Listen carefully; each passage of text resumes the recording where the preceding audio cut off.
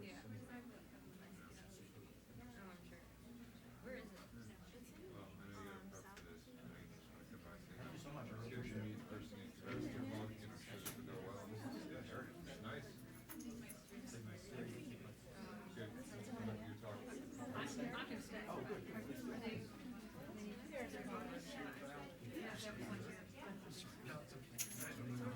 Hi, how are you? Hi, I'm Farris. We're nice to meet you. I only take the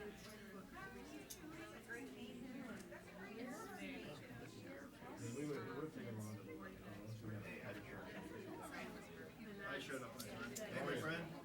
We kept doing it all the way along, which is good. I'll let you Hi, prepare. David. I'll be right back. Karen. Yes. I have everything I need then. Oh, actually, we should start. So, John, so you want some moms? Okay, so I guys can just go to the podium. Okay. Or you just go ahead and go up to the podium. Where your name is. Wait, where's your, oh, here we go. Oh, wait, where do you go? No, sorry. Right You there? should sit there. You don't go Can't anywhere. see. You don't go anywhere. Where'd Kevin go? Hi, Val. Hey, Kevin. How are you, sweetie? Hi, sweetie. You got lost. Yeah. Me too. You got lost too? Yeah, but you kissed it. We ended up at like Northwest or something. See, that It's was like, like I that. asked the police officer, I said, Oh. well, you I can got get up there. He's like, what? yeah, Kevin. I think you need some sunglasses here. What's that? You need sunglasses. Oh, look, they got our names here too. This is how we know where to sit.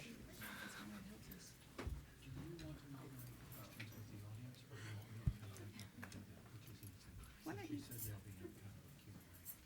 Well, you could do it. That'd be great. No, I mean it's up to you. Yeah. Fine. Okay. That sounds good. Good to see you. Good to see you.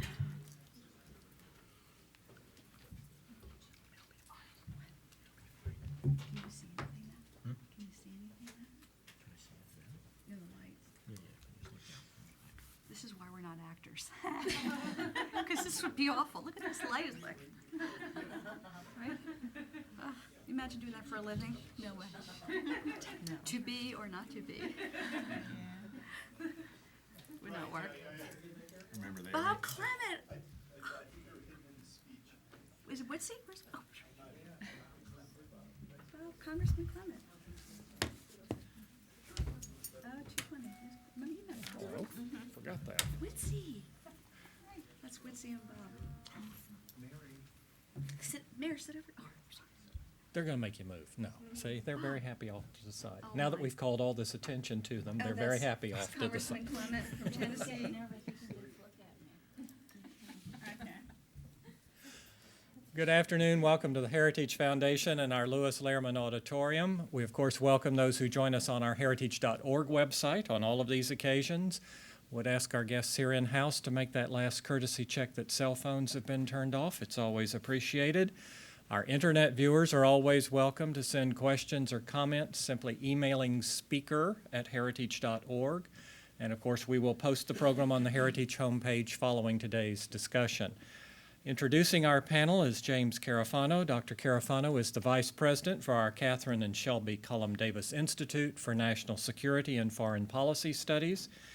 He is a West Point graduate and 25-year veteran of the Army, a prolific writer and researcher, as well as an accomplished historian and teacher. He also serves as president of a nonprofit organization, Esprit de Corps, which educates the public about Veterans Affairs. He serves on the board of trustees of the Marine Corps University Foundation, advisory boards for West Point Center on Oral History, the Hamilton Society, and Operation Renewed Hope Foundation, which serves homeless veterans, among many of his duties here at Heritage. Please join me in welcoming Jim Fano. Jim?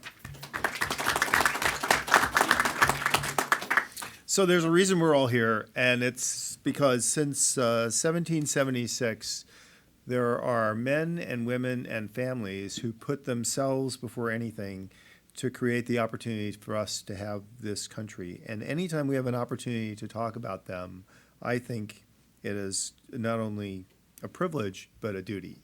Today we're delighted to have with us Kevin Farris and Deborah Guerin, who are co-authors of Unbreakable Bonds, The Mighty Moms and the Wounded Warriors of Walter Reed. This is a book that chronicles 10 stories about mothers who spent years aiding in the recovery of their children, soldiers and Marines who suffered severe injuries during the War on Terror. It showcases the selfless love and support of mothers who, just like their wounded warriors, have changed forever and who have, without hesitation, sacrificed greatly for this country. So my good friend Kevin Farris is assistant editor with the editorial board of the Philadelphia Inquirer, where he has been a member for 20 years. On the editorial board, he has written weekly columns on politics, veterans, defense policy, and he's currently the editor of the daily commentary page and the Sunday Current section. All along the way, he earned a master's degree in international relations from American University. His freelance work has appeared in the Weekly Standard, the Wall Street Journal, and the Christian Science Monitor, and most importantly, he served in the Army from 1976 to 1979. So, like me, he joined Jimmy Carter's Army. And it was great. We used to call it the OK Army. Everything was okay. We didn't have any soldiers, but that was okay because we didn't have any money to train with. But that was okay because we didn't have anything to train on. Other than that, it was as long as nobody did anything, they're good. So he left before Ronald Reagan showed up, and I stuck around. So the story came out okay, buddy. Deborah Guerin is a Washington-based communications consultant and writer, and the communications director for the U.S. Association of Former Members of Congress. She has formerly president of Guerin Public Relations, Inc., and profile editor of Local Living Magazine and Buck's Living Magazine. She's a graduate summa cum laude from Temple University, where she did a master's degree in organizational behavior and a bachelor's degree in English literature from Goddard University. So thank God there's somebody in the panel that knows grammar and worked on the book. She volunteers her hospital time helping wounded warriors and their families at Walter Reed. We're privileged to have them here, and 3 of the women whose stories are profiled in this book. So I am going to turn it over to our author, so please join with me in thanking them in the panel. And you guys are gonna talk, and then we're gonna have Q&A, right? Correct. So what we'll do is we'll, at some point when you guys feel comfortable, we'll open up to the audience, and when you recognize, if you would just wait for the microphone, because we tape these things and people are listening online. So if you just wait for the microphone, and when you ask your question, and if you state your name and affiliation, that would be awesome. And then we'll have a great hour. And as we say at Heritage, we often start late, but we always end on time, right? So thank you. Over to you guys. So. Thank you. Well, thank you everyone for coming. The book, it was an absolute joy to write, and we'll tell you a little bit about the history and how it came about. And essentially it was a volunteer opportunity. I worked at Walter Reed as a volunteer, and by accident happened to meet a young man who was blown up 3 months earlier in probably among the most catastrophic injuries. He lost both of his legs and his entire rear end stepping on an IED. And 3 months, I went to see him in the hospital, and he was very heavily medicated, but we just had this great connection. And his father asked, would I come back again? And I thought, sure, I'll come back. And that one meeting with Fiddler led to really basically this book. So what happened is I would go to Walter Reed all the time. It just was an amazing experience, and got to know all these wonderful mothers who all lived after the kids were out of the hospital in Building 62, which is on the Bethesda campus. And it just became this really unbelievable experience where the need was there, and we saw the need, and Kevin and I realized that they need help. Caregivers were just not recognized, and that was very obvious being there, that there were so many activities for wounded warriors, but the moms basically would just sit around, and what are they going to do all day? And it was incredibly stressful. They would leave their jobs and their homes, come to a new place with absolutely no experience, had no idea what to do, and you are facing this crisis. Many of them lost their jobs, marriages suffered, and so how could you not think that you wanted to tell these stories? And so what happened is, one day I was sitting with Stacy and Mark in the room, and Stacy, we were just talking, and she said something like, somebody should write a book. And they're like, well, you're a writer, why don't you write it? I'm like, yeah, good idea. And then Kevin and I had always wanted to do a project together, and this was the perfect project. And so we talked about it, and essentially that's how the book came about. But I think one of the things that I've learned, and the most important thing, is that I think it's less than 1% of this country is in the military today. So generally, most of the American public has no idea what they go through, really no connection. And when you think that, I think it's since the War on Terror, over 6,000 deaths, 45,000 wounded warriors, and of those, thousands are missing legs. I mean, very catastrophic physical injuries. In addition, 300,000 have TBIs and 400,000 have PTSD. And those are staggering numbers. And when you think, what happens? What's going to happen to them? You know, they get out of the hospital, all of a sudden your life is dramatically changed, and nobody cares. Nobody knows. And the caregivers suffer in silence, and there really are hidden heroes. And fortunately, Elizabeth Dole last year did a RAND study that really kind of quantified, which of course everybody here knows, more than 5.5 million caregivers of wounded warriors in this country, and there's no support for them. Thank goodness, recently a bill was introduced in Congress, I think it's the Military and Veterans Caregivers Act, to provide assistance and awareness, and fortunately that's been happening. And one of the things we tried to do in this book is showcase stories from these amazing women for the public to really get involved. And I think for myself, I would love to see everybody in this country doing a little something, whatever it is. I mean, you can make a phone call, you can give money, you can do something, because these are people who have given their lives for our country and are suffering in silence, and the caregivers are there for life. They will be with their children forever, and that is a great blessing, and it's also a very big burden when the kids should be independent and go off on their own, right? Parents, and Stephanie is a wounded warrior. So happy that she's here, and you know the struggles of what it is. So our goal in the book is to get everyone aware of this issue, and also to try to do something about it. We're starting, hopefully in a couple of months, a Mighty Mentor program. Congressman Clement is a mentor already to a wounded warrior from Tennessee. And the goal with that is to pair up wounded warriors and caregivers with people, any American, and we're going to match them up so that they have somebody for a year who they can count on to help them with daily things, questions, whatever. But essentially that's how the book came about. And I know for me and I know for Kevin, and it is a life-changing experience. And I think if we can recognize the service of our military, realize that they are risking their lives for us, just like police officers, firefighters, they're doing something most Americans don't do, and I think they deserve our support. And I think on a personal note, I now have 10, 12, 20 new family members, and literally we're all like a family. We are in touch all the time. We go places together. It's a whole greatest experience you could imagine. And in fact, you probably know President Bush 41 wrote the foreword to the book. Well, we were there for Mrs. Bush's birthday party and in Maine, and he said to me, and 43 said, well, we want you guys to come up again and bring the moms and the warriors. So August 10th, we've been invited to Walker's Point, and we're going to spend the entire afternoon at their house, which is really going to be great, because they felt like being with wounded warriors and the moms, is just, for them, it will make them feel great. So we're all going up there. So essentially, that's why we did the book. Okay? So we're doing all the hot spots, the Heritage, Walker's Point. I just want to take a minute and introduce a couple of the moms who are with us. I'll go from right to left since we're at Heritage. Paulette Mason from Delaware, Val Scott from New York, and Siobhan Fuller Mcconnell from New Jersey. And also with us is Paulette's daughter, Stephanie, who's also featured in our book, and will soon be starting at American University, my alma mater.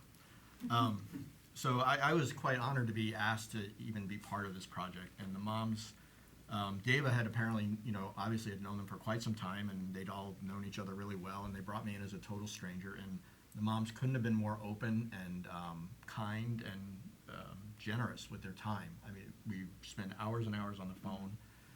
Siobhan, I locked Siobhan in a room at the Inquirer with me for about 6 hours one day, and she would just asked her, and we had never met before, and I was asking all these questions about her personal life and her son Derek, who had blown up, and she was just great. And so this has been a really great experience for me. I think one of the main things that I was so moved by was through the whole story is all the people who are there to care for veterans along the way, starting on the ground when people are first injured. You've got soldiers and Marines who have the training and the presence of mind to actually get people stable after they've suffered these catastrophic injuries. They get them stable, they get them on a helicopter, they get them to a forward operating base where they're cared for further. And, and then they're on to Germany, and then eventually Walter Reed, where it's just constantly miracles of care. And when you hear if you read the stories, the ups and downs of their days, I mean, sometimes they spent months in the ICU, medically induced comas, parts of their skull removed because of the brain swelling. I mean, these just are really serious injuries. And what I didn't know, even though I had written columns about the military, was that the moms physically picked up and moved there full time. I mean, family members are around for veterans for the most part, or you at least assume it. But I had no idea that they literally picked up and moved there, often losing, as Davis said, their jobs and sometimes marriages in the process. So it's just been an incredibly moving project for me. And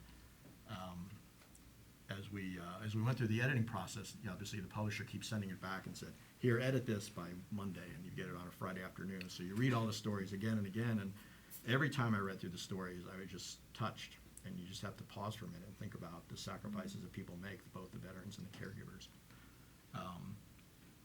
One other thing to add to that, that what I really didn't realize, being at Walter Reed so much, there really wasn't that much for the caregivers at all.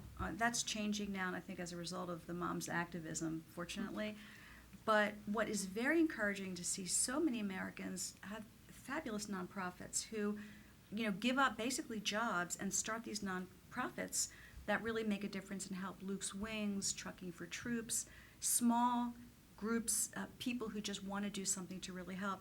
And I think the common thread is once people get to know these young men and women and their parents especially, they realize that they're really special people. And if you have no family member who's in the military, you have no exposure, there's no way around that you're going to care. But I think we really need to care. And I think, as Kevin was saying, it is remarkable to see what military medicine has done. To be able, years ago, any of these injuries, everyone would be dead. Now, thank goodness, because of the great strides, everyone is living. But with that comes a lot of challenge. For the rest of their lives with some of these very difficult injuries, they have to have a caregiver forever. And that will never change. There is no way some of the people in our book are going to be able to be totally independent. Yet at the same time, what I have learned, and the other big lesson, is that there is no handicapped. And I always say, Adam, one of our Wounded Warriors, said, I'm not handicapped, I'm handy-capable. And that sticks with me so much because you see how all of these kids, young men and women, are amazing and will go on to have really, really great lives.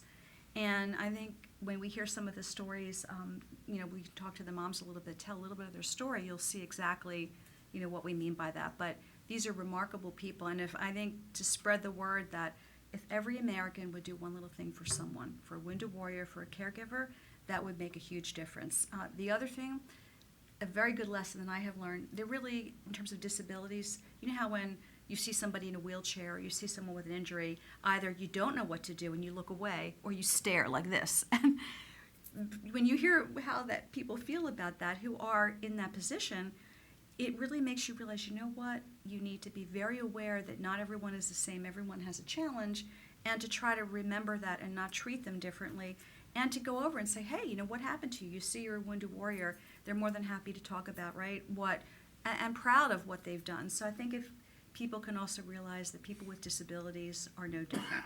But I think if we can maybe talk a little bit about each of your stories shortly, that would be great, and start with Paulette. Hi, everyone. My name is Paulette Mason, and I'm from Newark, Delaware, and I'm the caregiver to my daughter who is here today. I'm very proud to have her, Stephanie Mason. On April 20th, 2010, our lives changed forever in a way I never imagined. And maybe ours is not as dramatic, but I think just the effect of what we went through. Stephanie was a reservist, and I used to volunteer back on the home front for the units that were going back and forth. I was a family readiness group leader and had some exposure to the military from the reserve end. But that call on April 20th changed my life and her life forever. And I guess Stephanie and I are still on a journey, and it continues every day. We went back into civilian life in 2013, but I'm there to be her caregiver forever. As a mom, as a parent, you're there with your children all the time. And there are certainly challenges out in the civilian world. People don't understand the military, and not that I understand the military, but I've understood the wounded warrior process. And that's a little bit about who I am, and basically, I'll turn it over to Val right now. My name is Valen Scott. I'm from Long Island, New York, and like Paulette, February 27, 2009, my whole family life changed because my son went in the military for a reason, and we were tragedy of 9/11. My son actually, by the grace of God, my son missed the 737 train in Long Island and took the 803 train. And we had 15 friends on the 737 train that we lost. And my son's passion became the military. My son enlisted in the military and was doing very well.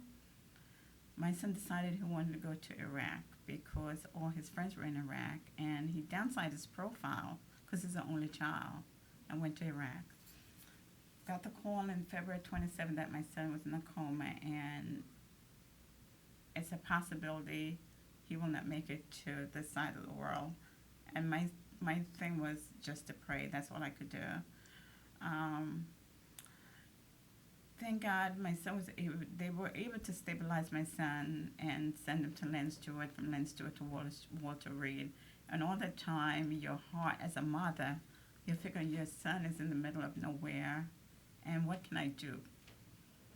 But thank God he got it to Walter Reed, and the treatment he received at Walter Reed, was very good. From Walter Reed, my son was in a coma for 3.5 weeks, and then transferred to Richmond McGuire to the polytrauma because of the lack of oxygen to his body for 30 minutes, he developed the brain injury, and actually my son was clinically dead for 30 minutes based on the notes and the doctor's report we received from Iraq, from Kuwait, because he was medevac to Kuwait. It has been a journey. Like David said, there are no support at the hospital or within the military for caregivers and moms. And so we have to find our own little support group, be there. There's a lot of nonprofit that always there for us to help us along the way. So, we made it this far. My son medically retired with a brain injury, which is very, very hard when it comes into the brain, because the brain does not heal as a normal body wound. So we go through struggles every day for the short-term memory impair. If it was the long-term, I think I would make it a little bit better, but for the short-term, it's very, very hard. But we struggle, and we make our days beautiful. Right now, he's doing a program called Vocational Rehab, and what they do is they try to train you to get back into the civilian world and in your job descriptions. So he does that, and he's doing very well because he learns stuff day by day, and it keeps him active. So, I'll turn it over to Siobhan. Hi, my name is Siobhan Fuller Mcconnell. I'm from Parsippany, New Jersey. My son was Sergeant Derek McConnell, U.S. Army. 4 years ago today, July 23rd, 2011, he was on patrol in the Zahari district of Afghanistan. The lieutenant in the other patrol had stepped on an IED, so Derek's patrol was called in to secure the landing zone for the medevac helicopter. After the helicopter left, Derek's guys found themselves in the middle of a minefield. Derek stepped on an IED, but only the blasting cap went off. He was knocked on his butt. He laughed. They took a picture with the jug. His sergeant said, "Do you want to stand down?" He was a PFC at the time. "Do you want to stand down?" He said, "No, I got this. Let's go." 2 steps later, he hit another IED. He lost his left leg at the hip, his right leg high above the knee. He severed the ulnar nerve and broke this bone in his right arm, so his right arm was not functioning. He went septic. The soil in Afghanistan is very dirty. It got into the wounds, it got into the bloodstream, and he was septic. On the battlefield, he had no vitals. When they got him to the hospital in Kandahar, they had no vitals. And when we arrived 1 week later at Walter Reed, they were preparing us for him not to survive. Well, he beat the odds. He survived for 20 months. Today should be his 4-year alive day, or I've also heard it called Happy You Didn't Die Day, or Glad You Beat the Bomb. But unfortunately, Derek had an issue where he was prescribed some medication that his body just wouldn't accept, and he went into shock, and he died in his sleep on March 18th, 2013.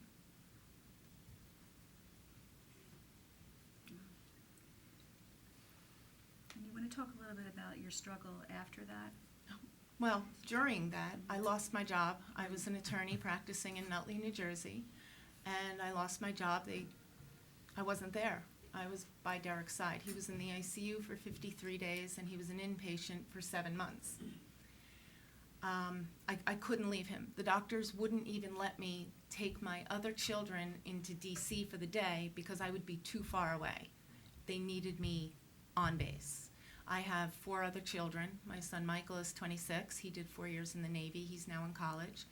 I have twins who will be 21 in August, Ryan and Kalina. They're both in college. And I have my son Sean, who's 18. He just graduated high school, and he's taking a gap year and working. It's been hard. I'm an attorney with 20 years experience. Nobody wants to hire an attorney with 20 years experience. They want to hire somebody fresh out of law school or fresh off a judicial clerkship because they can pay them a quarter or a third of what they would have to pay me. So I started my own firm, and it's slowly growing, but it's been a struggle, but I'm thankful for every day that I had with Derek.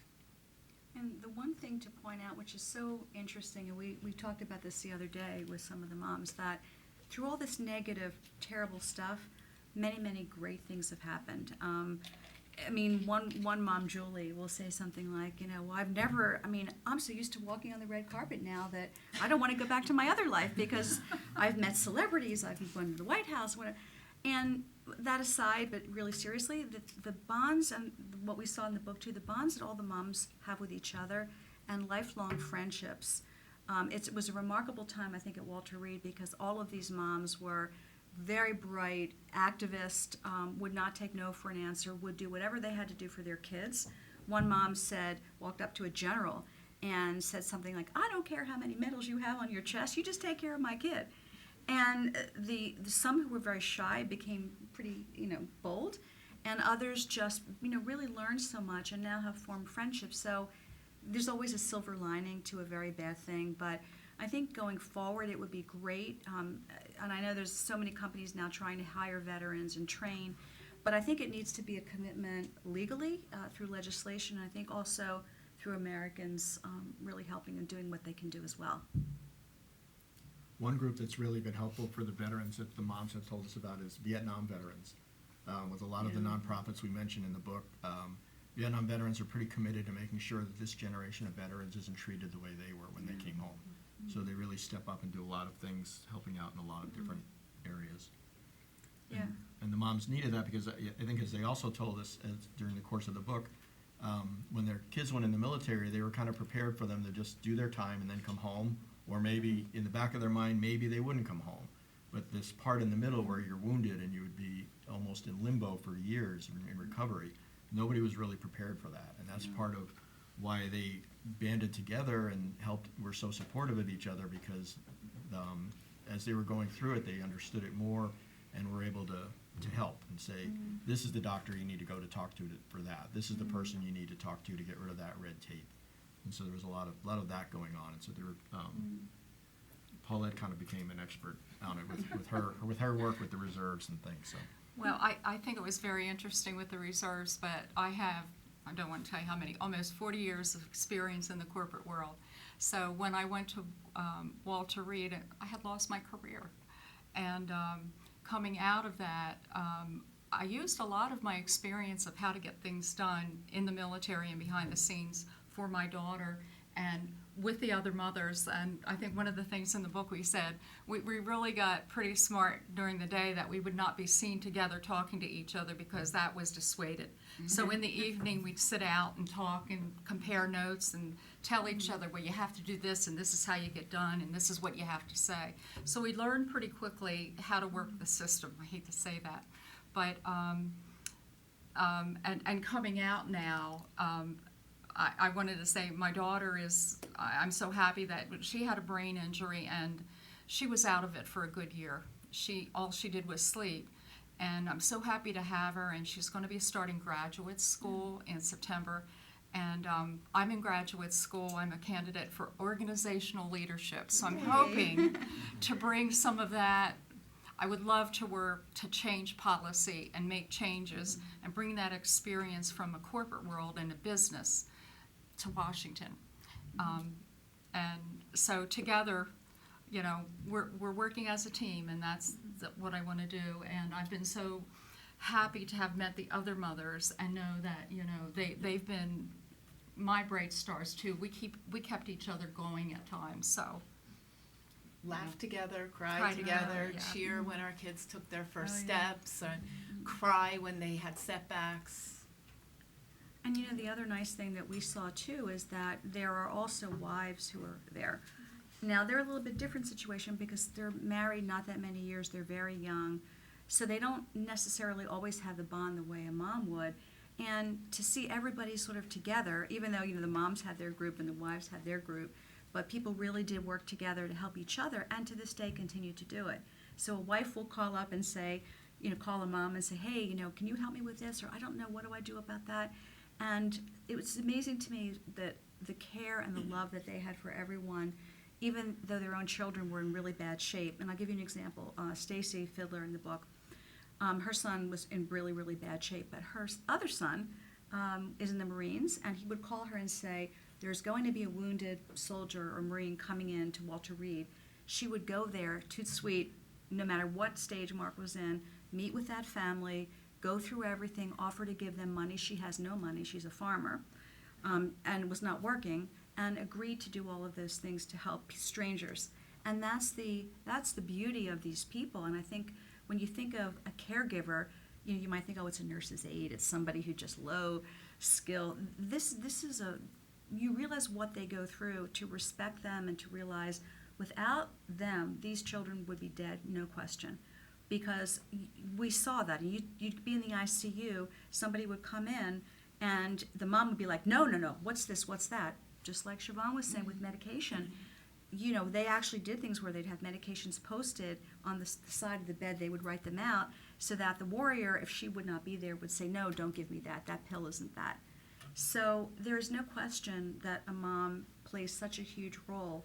And I believe Siobhan had a list of people who were not allowed to go near her son. Right. Yeah, I did. I had the blacklist, I called it. Nobody was allowed.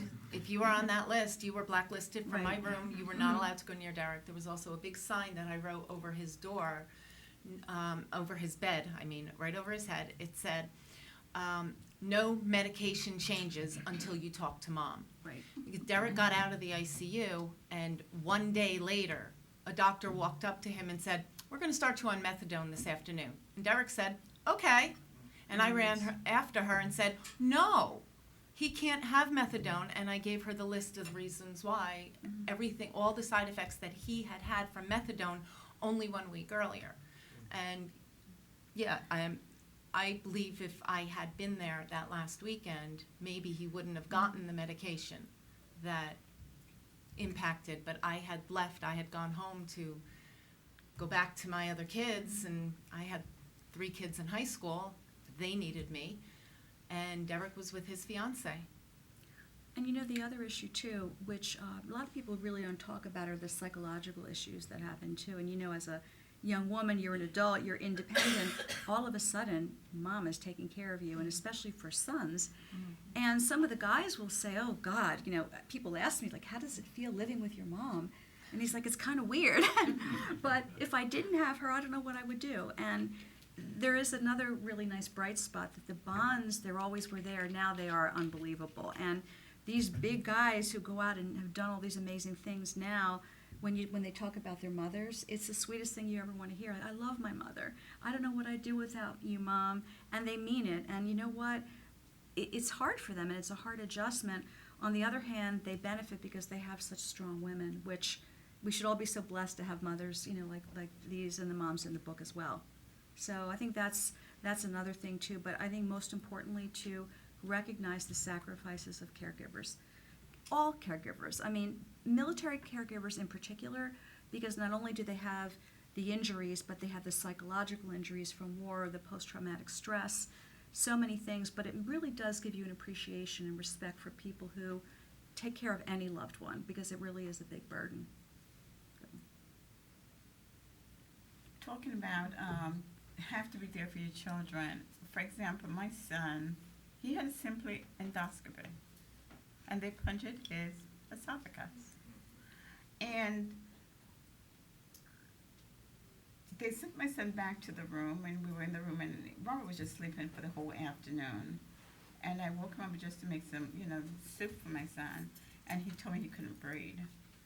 And I called 911. They came and took my son to the hospital. We went there. My son had a lot of fluid inside his lungs because he couldn't breathe. And then when they found out his esophagus was punctured. And I called the doctor. He was on his way to Atlantic City for the weekend because it was done on a Friday. And he told me that he was on his way to Atlantic City. So I should just speak to the doctor in the ER. And I said, wait a second. The doctor in the ER needs you because he wants to know how the procedure was done. And I went through a big thing. He was also on my blacklist because I said to him, don't walk in my son's room because if you breathe, I don't want him even to breathe the air that you breathe in. Just stay out. So we do have our struggles, and we have to actually monitor their progress almost every day, like we're nurses. And we're not. But we wind up educate ourselves. I took my son from Walter Reed to NYU because they wanted to give my son a pacemaker. My son did not have a heart attack. He had a deep vein thrombosis, traversed his lungs, cut the flow of oxygen to his body, no pulse for 30 minutes. How are you going to give him a stem in his heart when he did not? Dr. Corbin said to me, Scott, Robert's heart beats much better than mine.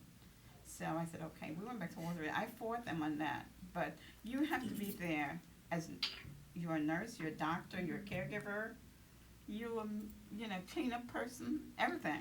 I think that's what was very interesting. We were labeled as non-medical attendants, and there was nothing non-medical about what we did. And we were given a stipend of $71 a day to be there. But we worked 24/7, 7 days a week, believe me. We had to monitor medications. We had to take out stitches. If they were anything unusual, raising a child, you have this and that. But and luckily, I had a background. I had a science degree as well. I worked in pharmaceutical research and around medicine a lot. So I was always on top of my daughter. And I can actually say the wrong medications were given out, and I really had to watch what was going on in the hospital. She could have, at one time, died, and if I wasn't there. But there was nothing non-medical about it. And I actually did give shots, too. So it's part of the very struggle. ironic that, you're labeled a non-medical attendant, but you're doing things as some of the nurses would be. And you Had know to that, learn too. how to give shots. The Lobinop shot, the testosterone shot, all of that was required of us. Yeah. But the Yeah. other thing, just a story about Stephanie that was in the book, but it still always blows my mind. And it just shows you, if you don't know anyone in the military, really get to know them because they're amazing people. But Stephanie was injured not that long and was in the gym working out. Her leg was completely immobile. She was, you were not in great shape. She looks over and she sees a man fall to the ground. Obviously there's something wrong, clutching his chest. Now most people in her condition, would not even notice it. Stephanie has the presence of mind to get up, hobble over to the man, give him CPR. Turns out he was a cardiologist at the hospital, and she saved his life. And you see, that's the difference of people like this. So, when you get to meet them, and all of the young men and women in our book, and all the people we've met in general, the issue with the VA as well, when you think about hiring and taking care of veterans, it should be number one priority, period. When you see what they've gone through, but what they can offer. You know, Stephanie will go to grad school. Everyone in our book generally is doing really well. They're all retired. Will be retired Monday, the last one. One wants to be a public speaker. Stephanie wants to do international work. Everyone has things that they plan on. They're going to have a great future and can really do a lot to help people understand what it's like and what it's like for anybody who has any kind of a disability. So I think if we can get any message out there, number one, to care about the caregivers and recognize their struggles and really get to know a family in your community. There's somebody in your community. I mean, the war is winding down, hopefully, and so many people are injured. You're going to see them. Some are visible injuries, some are not, but you can't find out about that. So that would be our hope, that people really, and when you read the book, you'll see that. It just has so much depth about their personal lives, and maybe it would stimulate people to get involved. So should we ask for questions, or? Okay. Waiting for your signal. We will be happy to take audience questions. We have the mic, as Jim did mention earlier. Do we have any? We have natural. Well, I've read the book, and I love the book. And Dave, I want to congratulate you and Kevin for capturing the story, the untold story, and about the Mighty Moms, and because I think so many times they have truly been overlooked and neglected. I would like to ask Mighty Moms, where is the missing link with the Mighty Moms when it comes to what government's not doing, or what the private sector is not doing, or what can be done to make the difference? I would say the government, because there's no provisions for moms. And like, if you're a wife, it's okay because you're part of the team. Mothers are out there, and they just come in once they get the call. My son was married, and he had a wife. So I had struggled a great deal because the wife wasn't there for my son. My son was medevac in a coma, and within 2 weeks, the wife left my son in the coma. And I had to leave my job. Even though I was at Walter Reed with my son, I had to literally gave up my job as an HR director. And my company had real plans because we had sprang out into Asia and all this stuff. And everything went great for me. My husband was supposed to retire in 2009, and he stayed still working just to carry the family load. So the government has no provisions for mothers, and I think once your kid are in the military, there should be some provisions that is there to help them along the way, just like how they have the help for the wives. Because we all have to pack up and just change our lives. And getting a stipend, I did not receive a stipend from Walter Reed. The fact that my son was married and my presence there was not necessary. That's what they told me. So they refused to give me the $71, and I didn't care. I told them, you can keep the $71. It's all about my child. Well, what I think that the public could do to help, where the government may not be able to have the ability to step in and help a lot of moms, the nonprofits are really picking up the slack. The ones who I have had personal experience with, Family and Friends for Freedom Fund, Operation Ward 57, Adopt a Soldier Platoon, Help Our Military Heroes, those are nonprofits, and they're all listed at the back of the book. Some of them will pay your mortgage for a couple of months until you get back on your feet. Some of them will buy you groceries. They come visit the hospital and they just hand out stacks of gift cards that when my kids would come visit, I was able to give them the gift cards, and that fed them for when they were down there. So I didn't have to worry about dipping into my savings. So if the public, just if you have a few dollars extra, if you want to donate, make it an annual donation to one of those charities where 100% of the donations goes to those who need it. And that's actually really important. There are charities that are scams out there as well, and they all try to, we're going to help Wounded Warriors, and then they pocket the money, or their overhead is so high. So in the back of the book we have that, but it's great to research and look on Charity Navigator. Some of the charities, like Gary Sinise Foundation, is too small to be rated yet, but, he does wonderful work and takes no money for what he does, and, does fabulous work. So I agree with that. And hopefully through this legislation, Senators Collins, Senator Dole, Patty Murray have really done something concrete, and I'm hoping that legislation passes and it becomes the law of the land, because like Val was saying, moms are not legally, there's no money there, there's nothing there, where a wife will be able to get that non-medical attendant pay and get other money the moms don't. And there's no provision for it, and I think what the military probably didn't anticipate were all these casualties of very young guys who are not married, and women who are not married and have no one to care for them. So I think if that will happen, and I really believe it will, there's so much awareness out there, thanks to the nonprofits and people taking that lead. Hopefully that will be good. I'd like to mention, I think from my perspective now that we're in the VA system, we were in the DOD system when all these injuries happened and we moved into the VA.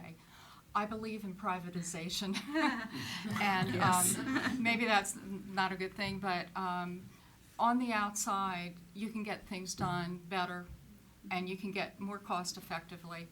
And we have been lost in the VA system now. We've been struggling. And we're very vocal, but it doesn't matter. You're just shut out when you become vocal, like we were at DOD. But there needs to be a major revamp in that. And I am a Dole Fellow as well as Val. And we have been on Capitol Hill talking, and I know I'm not a very patient person. I like to move things, and I know you have to have patience in this town. But when you're on the receiving end and you're not getting any help and your voice isn't being heard, it's difficult. And even in Delaware, which is only 2 hours away, people don't understand. They don't. We are so isolated. So, Yeah, and with the VA, the other thing we were saying jokingly, but really kind of seriously, if every VA employee would read our book and maybe get it that these are not numbers, these are people's real lives, and it could happen to them, and have a little care, because they really don't. I mean, you're a number, you're a this, it's just, that's it. Read it and see what real, people's lives and what you go through, and maybe have a little sensitivity training to go along with it, and then get rid of the people who are clearly not doing that, because this is really a tough road, and it's forever. And it's just, it just kills me that this is what people have to go through who defend our country, are injured, their families have to go through so much, and this is what happens. So that's one of the other missions of the book, just get that out there. Well, and there's another aspect to all of that, too, that the military and VA has to face. We have improved the Medicare medical systems so well that we have a much larger disabled, for whatever level, group of veterans that are going to be continuing, and the survival rate is so much greater that there's a whole new issue for them to address as we get farther along. There are 22 veterans a day that commit suicide. Yes, there are. And the VA needs to step it up. Yeah. They need to do something to help those veterans. We'll go down here in front, but I need to wait for the microphone, please. Well, There it is. I raised a lot of kids, so I don't even need it. Yes, but the online does. And what I wanted to say, I want to first of all thank Dava and Kevin for this wonderful book, and I also read it, have my copy with me. Wait, you wrote the foreword in there too, remember? Yeah, right, but it was eye-opener and it was heart-opener. I mean, I know what Mighty Moms do. I thought I knew what Mighty Moms did until I read all of the things that you have done that are so above and beyond what people consider a sacrifice, giving up your jobs, your other kids are at home, and then becoming the doctors, nurses, therapists, all of that kind of thing. And so, and you look so good too. So, so it must be something about attitude is altitude, but I do want to commend you. And I think maybe apropos of what Congressman Clements mentioned too, maybe you want to bring a copy of your book to the Armed Services members of Congress with the concept of their endorsing the legislation that would help. I think that might help. But I do want to congratulate you, and I hope everybody will read the book and spread the word. Thank you. Other audience question? Because I have one. You mentioned, we hadn't thought about, you mentioned the psychological. Anyone care to comment on how it affected your other children and that relationship? Because then it becomes, somebody's getting more attention than I am. Well, my children were older, so that that wasn't that much of a concern, except with my youngest. He was 15 at the time Derek was blown up, and he spent every day sitting in the ICU. And when Derek was injured July 23rd, July 29th, he flew here from Germany. July 27th, 2 days earlier, the old Walter Reed stopped taking new patients. So we were the first Army medevac to go directly to the new Walter Reed, Walter Reed Bethesda. They weren't set up for us. They had nothing. The TVs in the ICU day room did not work. We had a Dunkin' Donuts, a Subway, and a McDonald's, and that was it to eat. Yeah, it wasn't pretty. But Sean, at 15 years old, he sat in the day room all day, every day. Psychologically, yeah, it has affected him. I see him as very angry, especially now that we lost Derek. He didn't want to leave me, Derek. He didn't want to go back to New Jersey to go back to school. He begged me to homeschool him. At the time, Derek was in the ICU, though, and I wasn't able to take on homeschooling a freshman in high school when I'd never homeschooled before. And I didn't know what I was facing there, and I didn't know what I was facing with Derek. My other two, the twins, my daughter ended up having a nervous breakdown and having to get treatment for that. That was about 9 months after Derek was injured. My son Ryan was a little more sturdier stock in the psychological sense, but his lung spontaneously popped and he was rushed to the ER by my sister. So I had 2 children, 2 hospitals, 2 life-threatening conditions. Had to split myself in 2. My older son Michael, he was okay though. He got home on terminal leave from the United States Navy the day before Derek got blown up. So 4 years ago yesterday, Michael arrived home after his service. He pretty much understood, and he helped me when we first arrived at Walter Reed Bethesda. He helped me navigate the military, because at the time it was mostly Navy. Did one of your younger sons look into the service as well? Both of my younger sons have looked into the service and are still looking into the service. Ryan is a criminal justice major at County College of Morris, and when he graduates in December, or when he finishes in December, if he doesn't get hired by a town, he's thinking about enlisting and becoming a military police officer. My son Sean, who just graduated high school, he had an appointment with the recruiter to take the ASVAB. He canceled it the day before and said he wanted to take a year just to work. I'm very grateful. I was going to say, from a psychological standpoint, even though Stephanie was a twin, and Stephanie got my attention because of the shape that she was in at the hospital, and I really don't think family members really understood what we were going through. With a brain injury the first year, mainly, and her leg, she was in a wheelchair for the first year. I had to push her everywhere. But Stephanie had an attention span of about 15 minutes, so every 15 minutes she was sleeping. So the onus was on me in the beginning to help her psychologically. But the family withdrew, not knowing, like, why are you at the hospital that long? What's going on? You must be having fun down there. But it wasn't anything but fun. I developed PTSD, putting up all the battles that I had to do to help her. And there was no psychological counseling for the caregivers. Right. They had support groups. I would always go, but nobody else showed up. And I knew I needed help because I was just like a high-stress person. Very demanding, very short. But that was me. But Tell them how you dealt with part of it. I'm sorry? Tell them how you dealt with part of the stress. I can't remember. Shopping, over shopping. Well, No. actually, Karate, right. what happened, whilst Stephanie was on reservist, and she was on 3 deployments back to back. So that was a total of 6 years and 3 deployments. I didn't handle stress well, so I decided to take karate. I used to be a tennis player, but I took karate.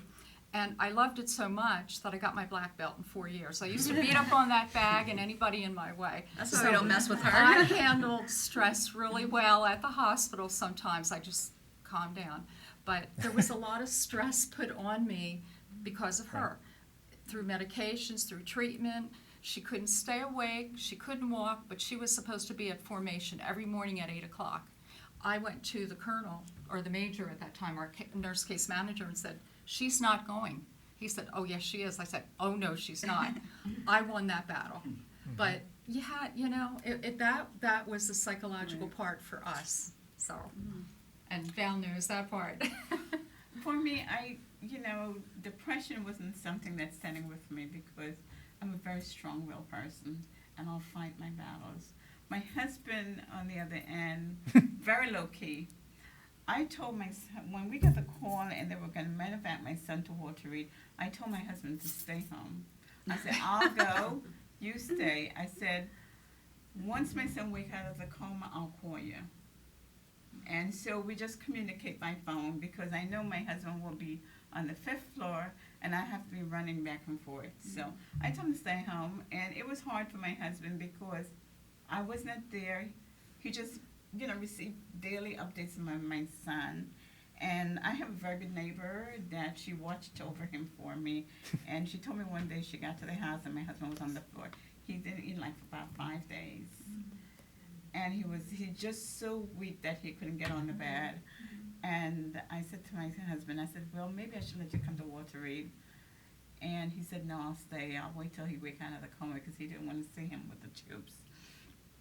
And because he's very sensitive, very, very sensitive man.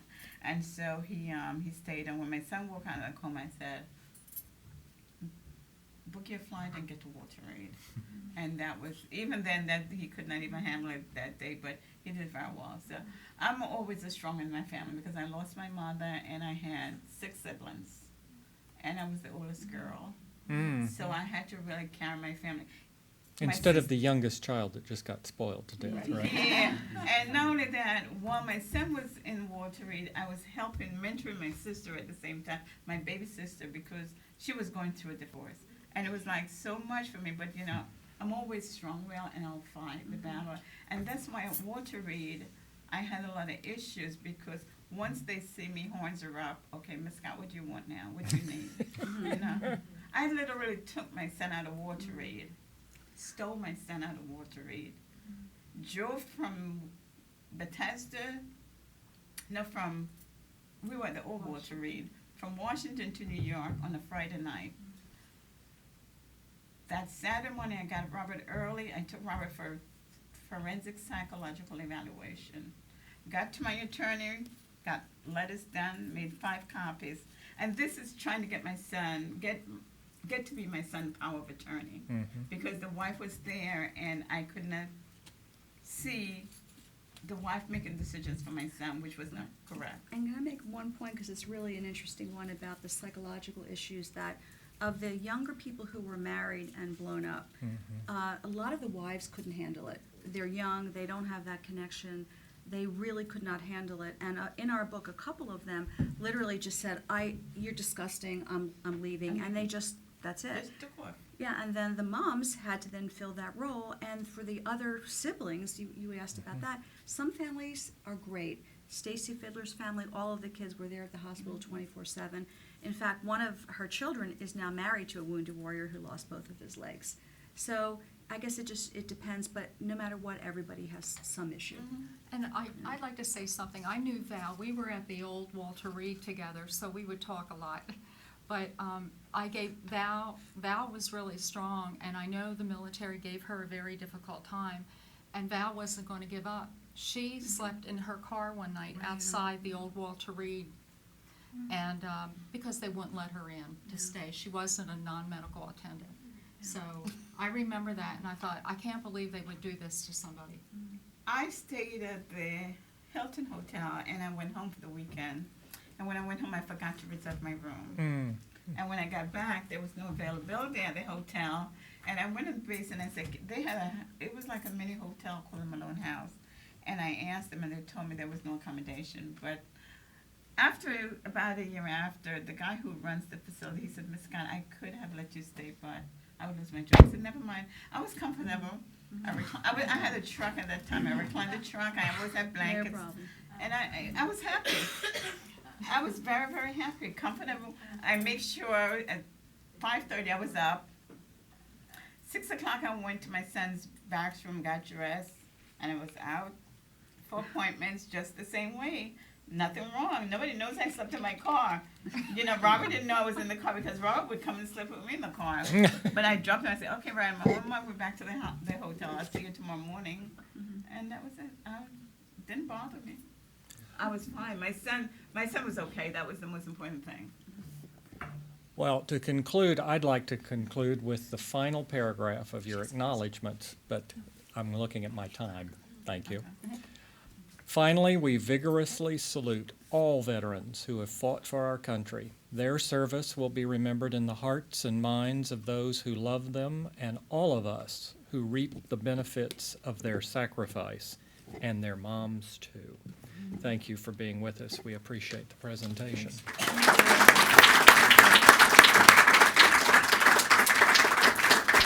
And now they can come up and pigeonhole you up here with questions, and we have books available outside too.